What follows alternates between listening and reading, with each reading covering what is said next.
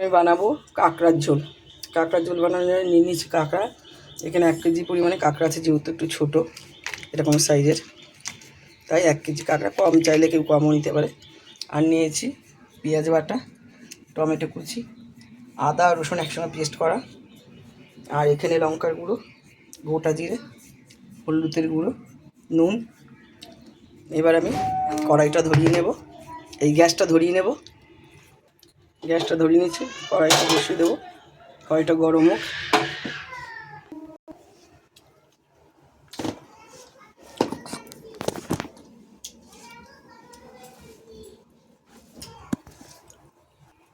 এবার যেটা করব, কাঁকড়াটার মধ্যে আমি হলুদ দেবো,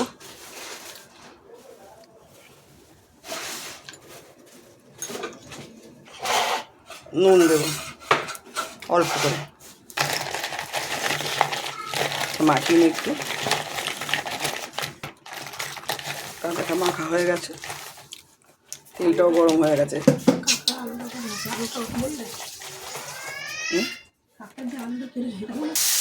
দিয়ে দিলাম কাঁকড়াটা।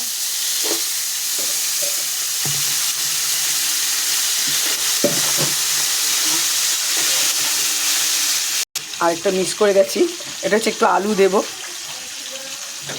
আলুটা সাইডে রেখেছি, ভুলে গেছি একদম।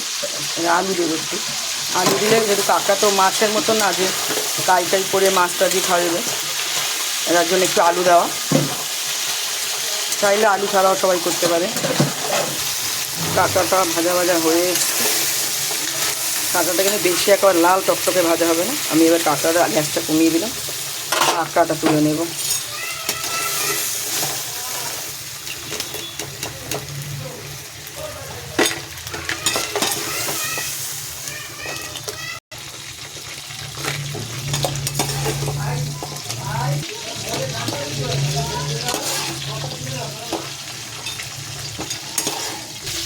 সবচেয়ে বড়ো কথা, কাঁকড়াটা কিন্তু দাঁড়াটা একটু ফাটিয়ে দিতে হবে, একটু কিন্তু সবগুলি দাঁড়া একটু ফাটিয়ে দিতে হবে।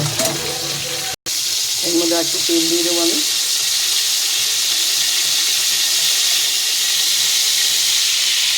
কাঁকড়ায় কিন্তু একটু তেল বেশি লাগে।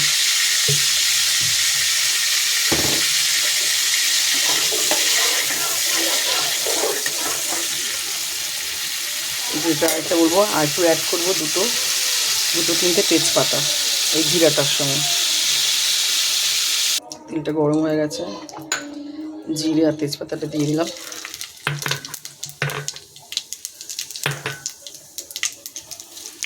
জিরের তেজপাতাটা একটু ভালো করে ভাজতে হবে, কালো কালো করা উচিত, তাহলে ভালো হবে, ফ্লেভারটা ভালো আসবে। তারপরে দেবো আলুটা,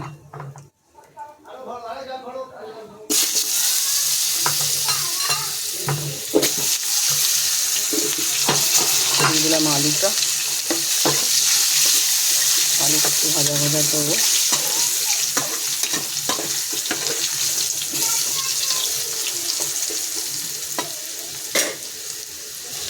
আলুটা একটু উল্টে দেবো, আলুটা একটু লাল করে ভাজতে হবে, ঠিক এরকম একটা করে।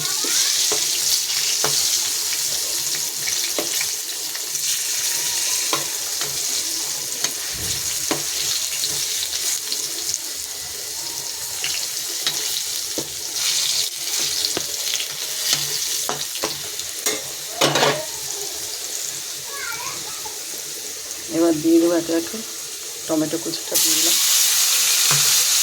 তারপরে দিয়ে দেবো পেঁয়াজ বাটাটা একটা, তারপরে দেবো আদা রসুন বাটাটা, তারপরে দেবো লঙ্কার গুঁড়োটা। এটাতে ঝাল একদম ঝাল হবে। হলুদের গুঁড়ো,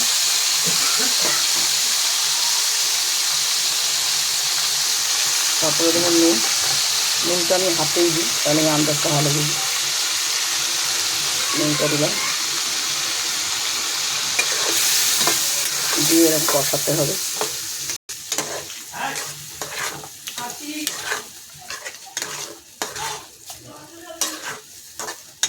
কষুক।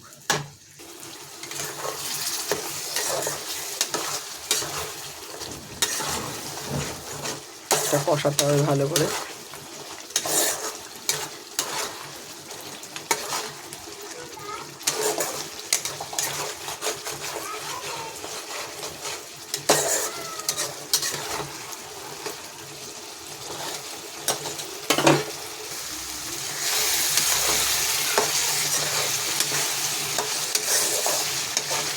অনেকক্ষণ কষাতে হবে তরকারিটা।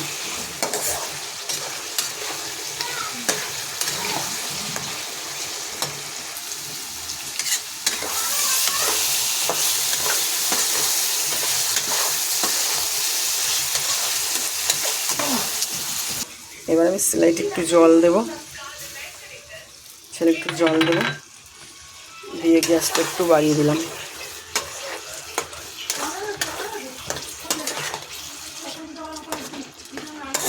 এবার একটু কষা হলে তেলটা বেরিয়ে আসবে। এবার কাঁকড়াটা দিয়ে দেবো। আসলে আমি এক হাতে ফোনটা ধরে এক হাতে ভিডিওটা করছি আসলে, যার জন্য আমার কড়াইটাও নড়ে যাচ্ছে। একটু এটা কষাবো ভালো করে। কাঁকড়াটা এখন দিয়ে হয়ে গেছে। এবার দেবো তোমার জল। কষানো হয়ে গেছে কাঁকড়াটা, যেহেতু আর একটু জল দেবো। এটা যেহেতু সিদ্ধ হবে একদম, এটা কিন্তু কষাই হবে, যেহেতু কাঁকড়াটা একটু সিদ্ধ হবে, আলুটাও সিদ্ধ হবে, তার জন্য একটু জল দিয়ে এবার ঢাকা দিয়ে দেবো। একটু ঢাকা দিয়ে দিলাম, এটা ফুটতে থাকুক। গ্যাসটা একটু কমিয়ে দিলাম। হয়ে গেছে বন্ধুরা, দেখি হয়ে গেছে মনে হয়। জলটা, হ্যাঁ জল শুকিয়ে গেছে, এই যে একদম মাখা মাখা হয়ে গেছে। এবার আমি আলুগুলো পুরো সিদ্ধ হয়ে গেছে ভেঙে, আলুগুলো অর্ধেক হয়ে গেছে ভেঙে, একদম সিদ্ধ হয়ে গেছে।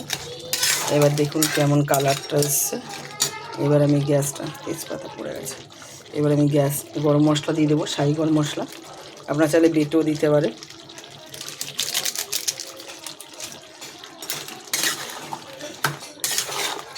আমি দিয়ে নামিয়ে নেব।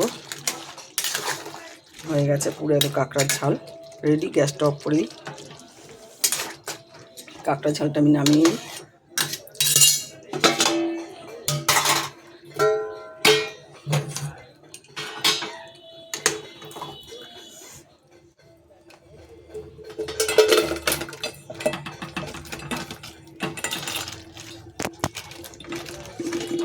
দেখুন আমার কাঁকড়ার ঝালটা হয়ে গেছে, কালারটাও দেখুন একদম খুব সুন্দর এসছে।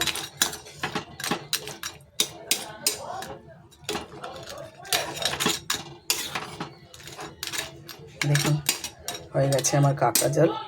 আপনারা অবশ্যই বানিয়ে খাবেন, দেখবেন ভালো লাগবে। এই পদেশে খুব সুন্দর লাগবে খেতে। আর ঝাল একদম ঝাল ঝাল, সব কিছু ঝাল ঝাল, নুন একদম সমান সমান, ভীষণ ভালো লাগবে। একটু মাখা মাখা রাখলাম, এই কারণে ভাতটা দিয়ে মেখে খেতে হবে, তো তার জন্য রাখলাম। আপনারা চাইলে একদমই শুকনো খেতে পারেন, ঠিক আছে, যেটা যার যার। আর আলু ছাড়াও করতে পারেন, আলু দিয়ে করতে পারেন।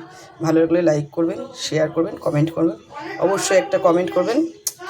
আর আর হচ্ছে অবশ্যই একটা লাইক চাই, শেয়ার চাই, কমেন্ট চাই, অবশ্যই করবেন। দেখুন হয়ে গেছে কিন্তু, অবশ্যই খাবেন বানিয়ে।